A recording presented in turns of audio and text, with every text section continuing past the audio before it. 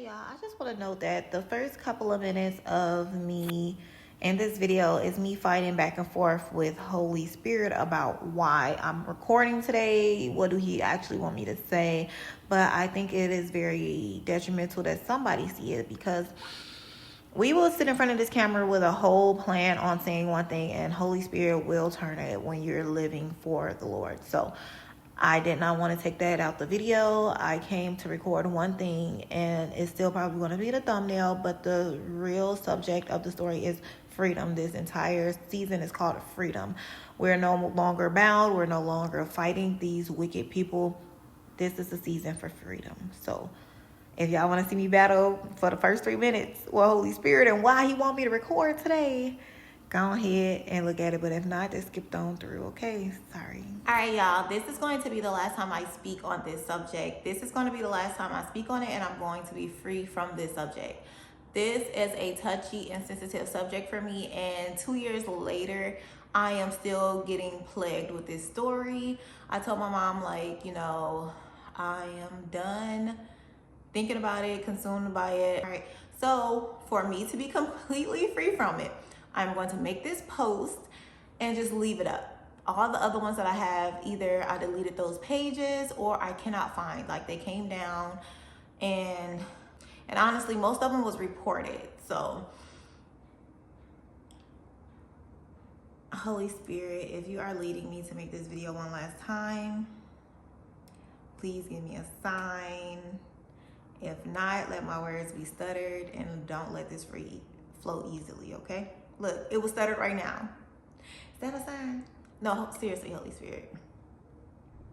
If you want me to talk about something else, I will. I do not want to carry this any longer. Okay, maybe I'm stuttering and maybe I shouldn't do it. I don't know if that's me or the Holy Spirit, because I usually do kind of choke up on words, but it would have been supernatural if I just easily went through this segment. So let me pray and come back. God, please, if this is of you, I will record this video. Please, if it is not, let me be free from this burden. Okay, so I think this is of me.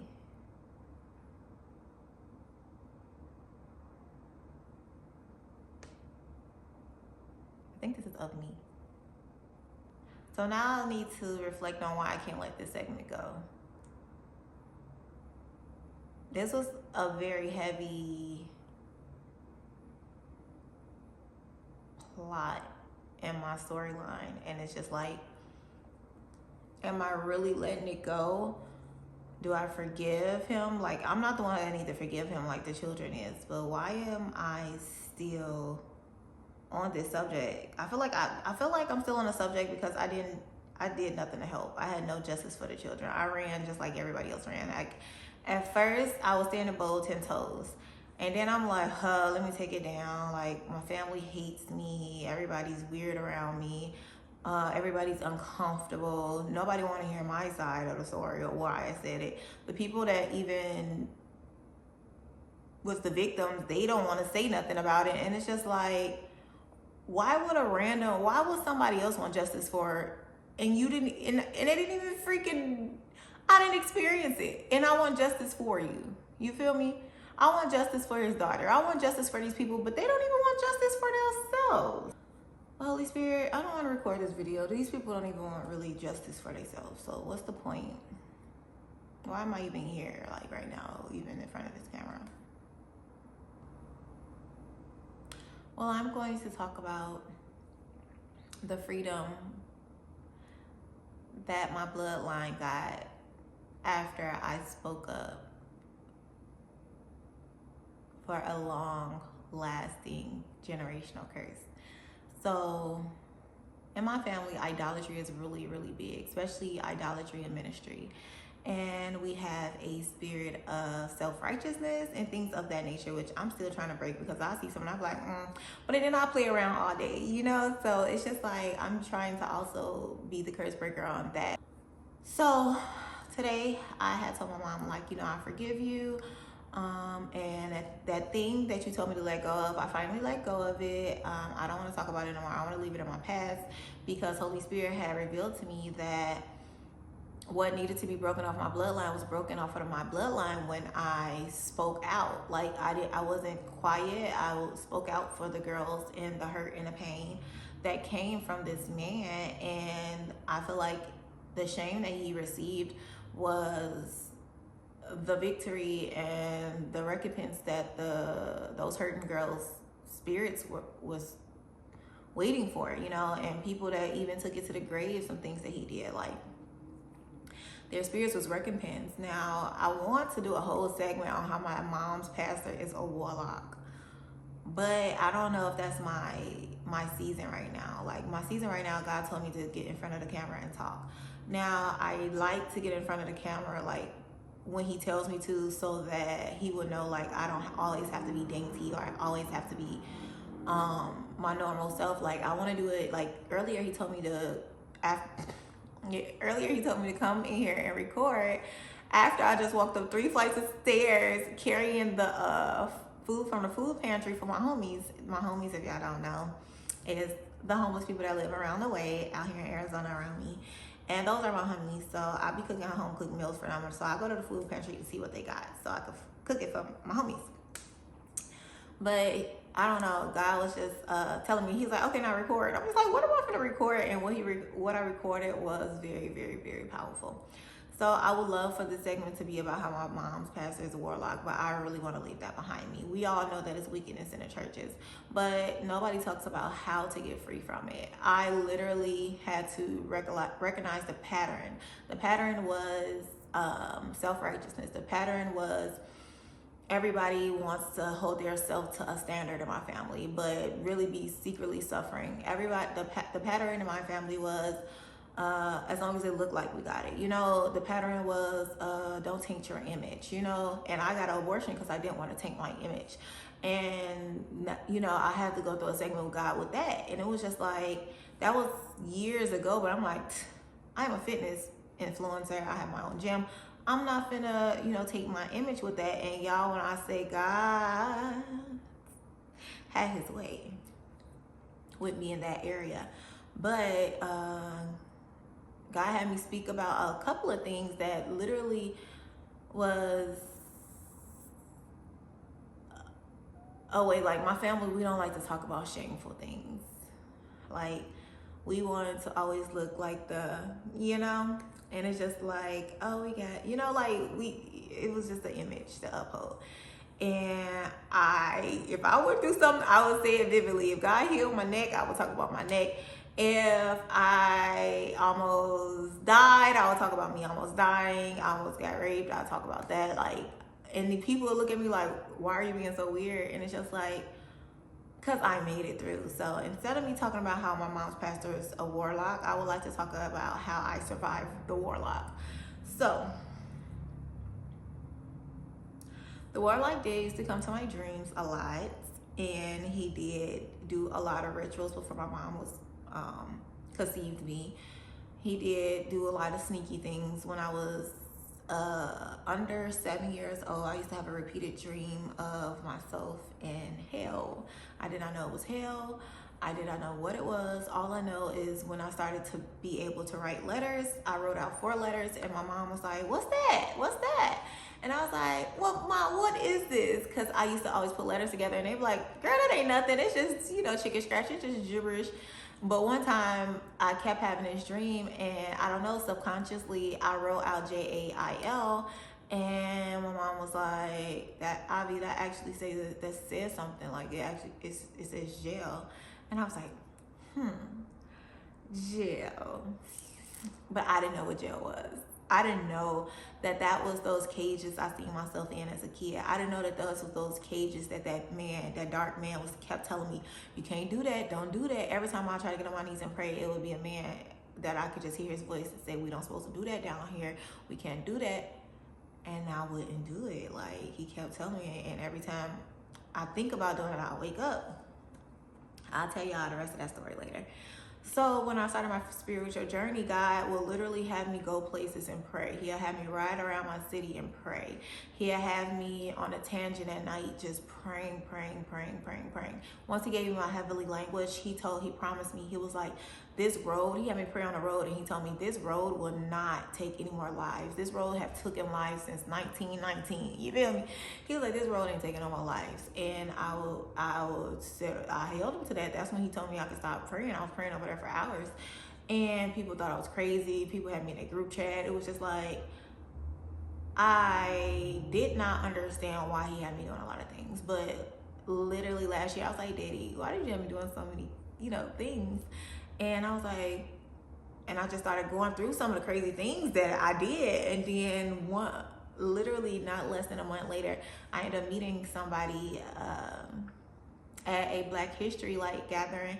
And he was like, this just seems so, random that we met each other. And when he told me his story, he told me he had got shot 20, 40 sometimes on that road. And on that road, he said that he should have died. They don't know how he didn't die. And he got a little, they had to do all these transplants, therapy, all this weird stuff. And he said, you want to know the only thing that saved the bullet from going to my heart? And I was like, what? He said he had a Jesus piece. And that's when God gave me chills. I promise you that road would not take no more lives. And it was literally 6 months after I prayed on that road. After that road had took my ex-fiance's life. And yeah, so surviving the Warlock. I don't want to talk about the Warlock. I want to talk about more so how I survived him. I literally stayed at the feet of the Father. I did not make anybody else an idol. I know my family has bad idolatry.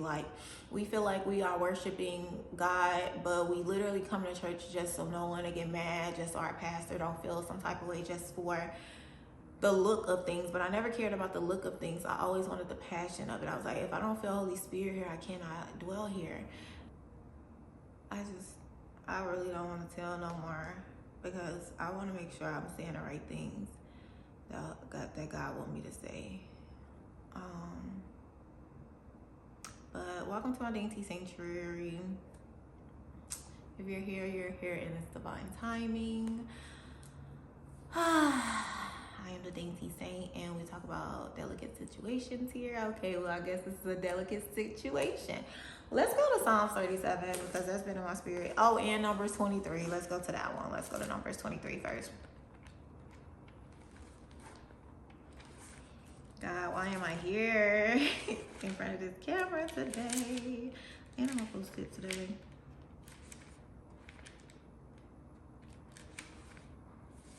Okay, so Numbers 23 says, then Balaam said to King Balak, build me 7 altars here and prepare 7 young bulls and 7 rams for me to sacrifice. Balak followed his instructions. Then, and the 2 of them sacrificed young bulls and rams to the altar. Then Balaam said to Balak, stand here by your burnt offering, and I will go see if the Lord will respond to me. Then I will tell you whatever he reveals to me. So Balaam went alone to the top of the bare hill, and God met him there. And Balaam said to him, stick with me, y'all. Don't be laughing at me. I have prepared 7 altars, and I have sacrificed young bulls and rams on each altar. The Lord gave Balaam a message for the king, Balak. Then he said, go back to Balak and give him this message. So Balaam returned and found the king standing beside his burnt offering with all the sacrifices. Oh, thank you, holy God of Israel.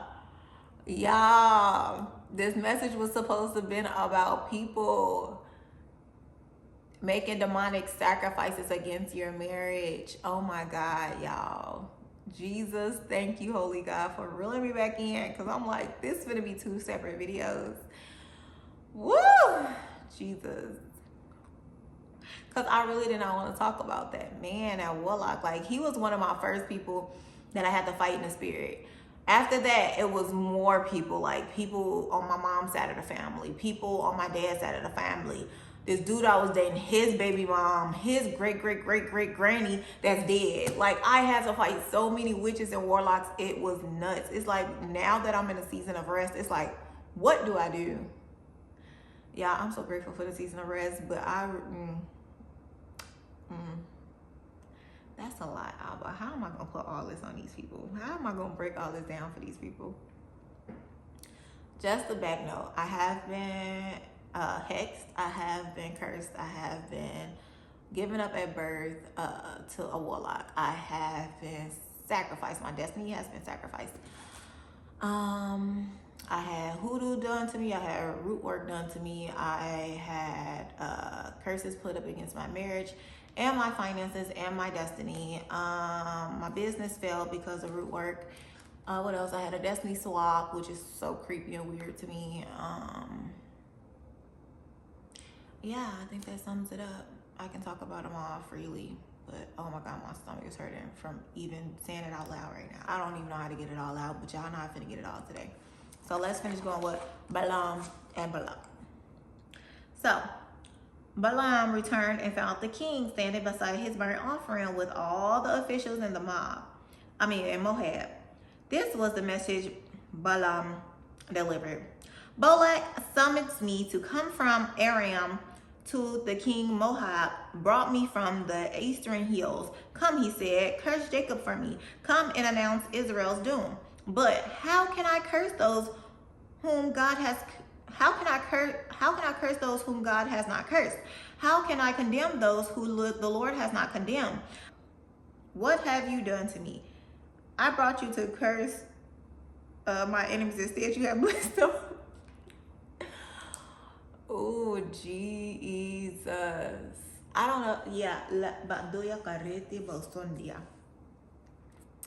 We're going to have to do this video all over, y'all. Because what am I here in front of this camera about? You gave me Numbers 23 and Psalms 37.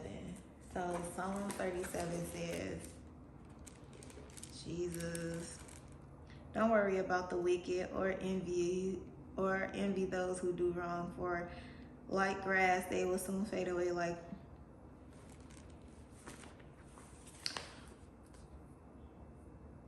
oh my God, my mind is in 1,000 different places.